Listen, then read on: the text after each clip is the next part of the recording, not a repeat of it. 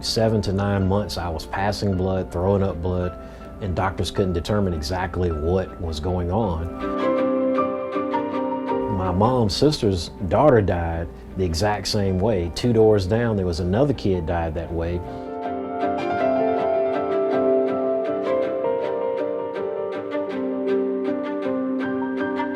We were surrounded by 2 Superfund sites and 4 brownfield sites. Like many impacted communities across the country, we didn't think that there was a problem. For so long, we were told that it was harmless fertilizer. But then that's when I saw, the toxicity, the impacts, long-term, short-term exposures. This wasn't something that I'm reading about or viewing on YouTube or a Twitter page. This is what I lived. The light bulb went off of the impact that this facility probably had on the community itself. And so that was the thing that really motivated me was, people telling you, don't give up. And then 2 or 3 weeks later, you're at their funeral.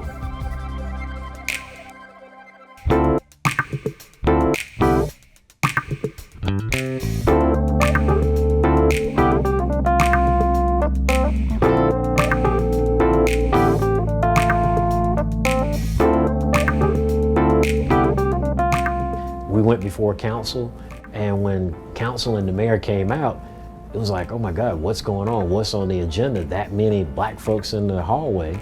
And that's how we got them on board. We did the same thing with the county.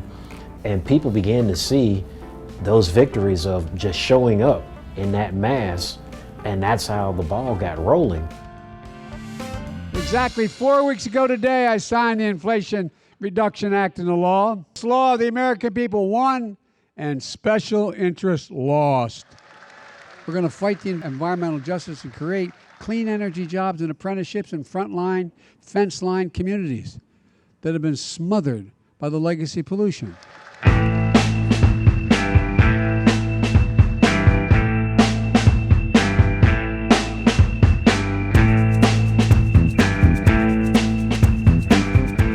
The money that's on the table now to clean up all these sites, it's there. The incentives are there to attract the public-private investment that's going to help drive a lot of that.